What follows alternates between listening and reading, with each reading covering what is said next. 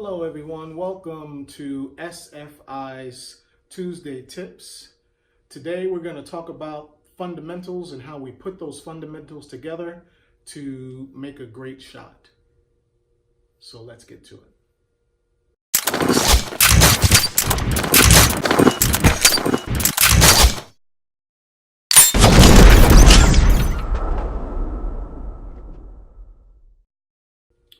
Okay, so we're going to talk about one of the first fundamentals, and that is your stance. In order to take a good shot, you have to have a strong foundation, and that foundation comes with your stance. So for a right-handed shooter, you would take a little step back with your right foot, and for a left-hand shooter, you're going to do the same with your left foot, and that gives you sort of the fighting stance. Right, we're going to square up on our target and create that isosceles triangle with our arms. And then we have a strong foundation. So if we wanted to run to the right, we could just turn to the right. If we wanted to run to the left, we can just turn to the left. So stance is very important when it comes to shooting. It's one of the fundamentals, and you have to make sure you have that down pat. All right, so I'm a right-handed shooter. I'm going to take that right foot and put it back, and now I got that good balance and that good foundation to the ground, and I can't be knocked over. I can lean a little bit forward. If I was shooting a rifle, that would take up some of that recoil and wouldn't knock me back. Some new shooters have a tendency to lean back away from that gun because things are going to be exploding in their face. So we want to make sure that we're leaning forward, kind of what they call running the gun. We're driving the gun forward and we're bracing so that recoil doesn't push us back. All right, so that's the stance. Take a right foot back for a right-handed shooter. Take a left foot back for a left-handed shooter. Isosceles squared up on the target, and then we're ready to go on to the next fundamental. Okay, so the next fundamental that we're going to put together with our stance is breathing. Now, breathing in the defensive scenario, when you're having to draw that weapon and fire, 3 or 5 rounds in 5 seconds, breathing doesn't play that much of a role. So in a defensive scenario, we're just going to say, make sure you're breathing. Now, if you were a target shooter and you were on the range, then breathing plays a role in firing because you're going to take that breath, relax, take up the slack on that trigger, and you're going to fire that shot on your normal respiratory pause. And that's where breathing comes into effect, because while you're aiming, if you're breathing in and out, the sights are moving. So that's why breathing comes into play when you get more into a target scenario of shooting. But in your self-defense scenario, breathing, make sure you are breathing so you don't pass out, okay? And we'll move on to the next fundamental. Okay, so we have stance, we have breathing, and now we have grip, okay? So we have a clear weapon, no round in the chamber, no magazine, weapon is clear. Okay, so we did a video previously about the grip. You can watch that video and it'll show you how to form that grip or to do that grip on your weapon, right? But for now, we're going to talk about that good, strong combat grip, right? Make sure you have that. So you put that together with your stance, you put that together with your breathing, you get that combat grip, right? The next thing we're going to talk about is sight picture, sight alignment. All right, so we've gotten our stance, we've talked about breathing, we've talked about the grip, and now we're going to talk about sight alignment and sight picture. Right? So the important things in sight alignment, of course, are the front sight, the rear sight, your eyes, and the target. And all of those things have to line up for you to take that great shot, okay? And you have to combine all of those things with your fundamentals, your stance, give you that strong foundation, your breathing, your grip, and then sight alignment, sight picture. And what we're trying to do is make sure that when we're aiming, we're taking that front sight post and we're putting it in the notch of the rear post, and we want equal light, equal height. And we'll show you some pictures of that so you get an idea.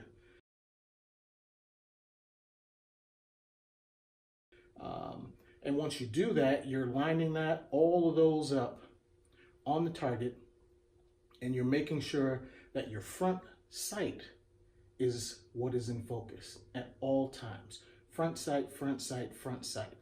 So through the rear notch, you see your front sight, you pay all attention, all focus.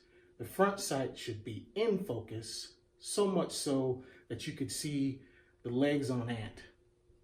That's how much you want to concentrate on that front sight. And then you're going to take that front sight and superimpose it on the target. Now, you're going to want to look at the target, and you're going to want to focus on the target. And sometimes you're going to want to do that and see your shots, but that's not what you want to do. Your focus should be on the front sight. The target should be blurry. And you're putting that front sight, like I said, in that notch, concentrating on the front sight, putting it center mass, and then you're going to be able to go to the next fundamental. All right, so front sight, front sight, front sight. Put the front sight and the dot in the notch. You want equal light on either side of the front sight in the notch, and then you want the top of the front sight to line up with the top of the rear sight. That lets you know you're centered. And then you put that on the target. Blurry target, clear front sight. And you say it to yourself over and over again. Front sight, front sight, front sight, front sight, so that you remember to focus on the front sight. Okay?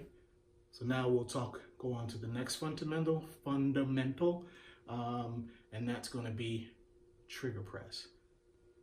Okay, so now we're going to talk about trigger press.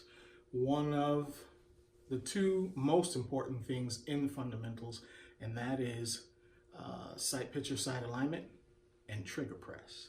Okay, so we've gotten our stance, we've got our breathing, we've got our grip, we understand sight alignment, sight picture, and now we want to press off that shot.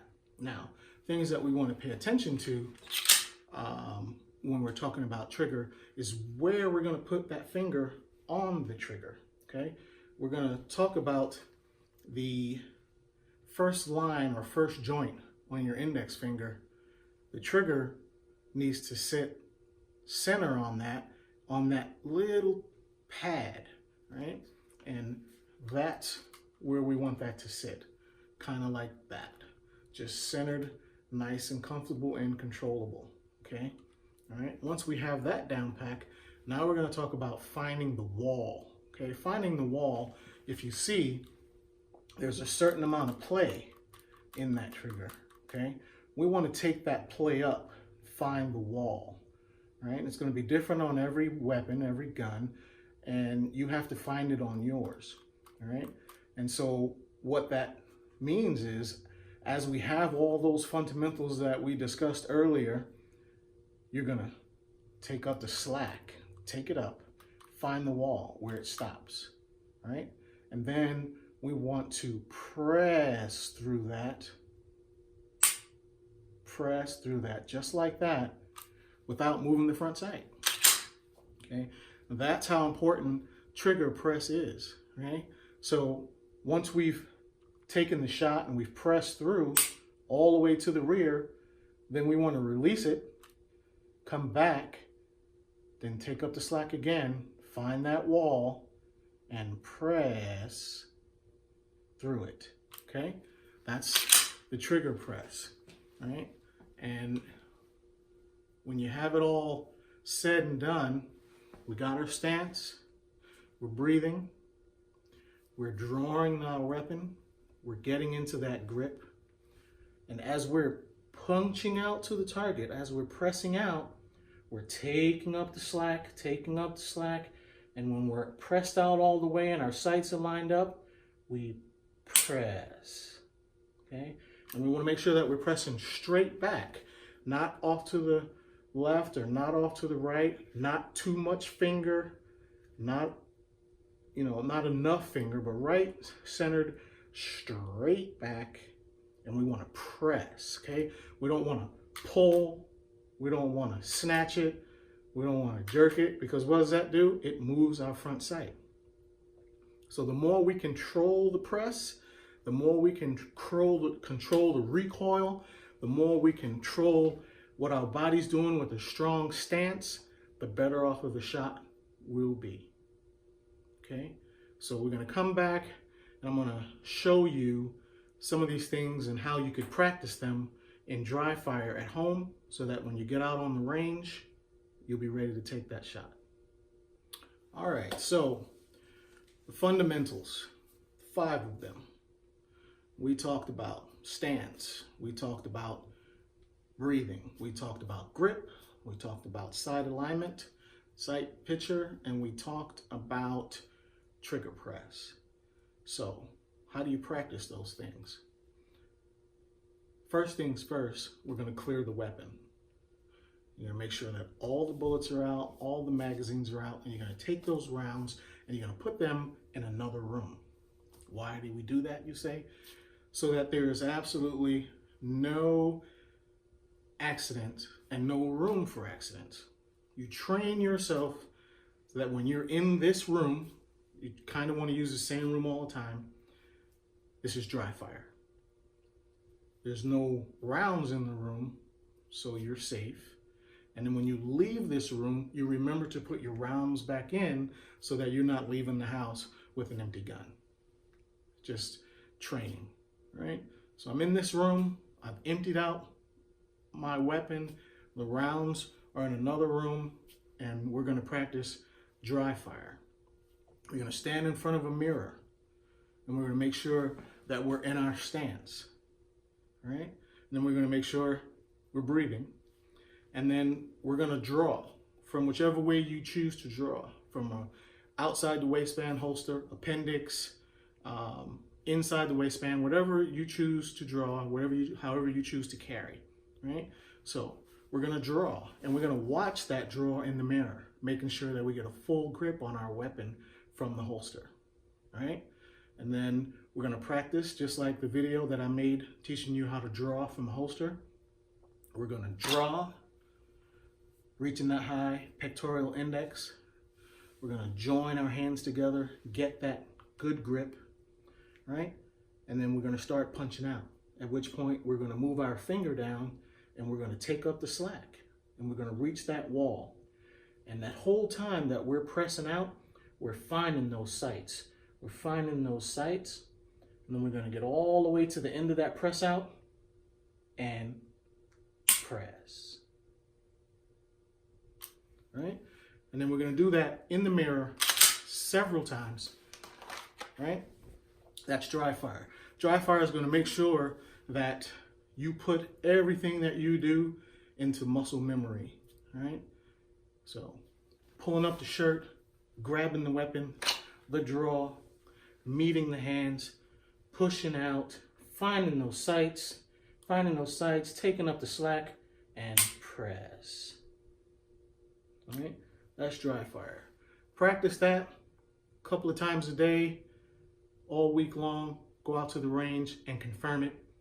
See if you're not improving. Okay, those are the 5 fundamentals. That's some information about dry fire. I'm going to do another video in the future with an actual dry fire tool, which is a laser that goes inside the weapon, and we'll talk about that. Look forward to that. But as always, if you've liked today's content and you've liked the information that I put out, please subscribe, double click on the bell, leave us a comment, give us a thumbs up or a thumbs down. Again, thank you for watching, and we'll look forward to seeing you again on SFI's Tuesday Tips.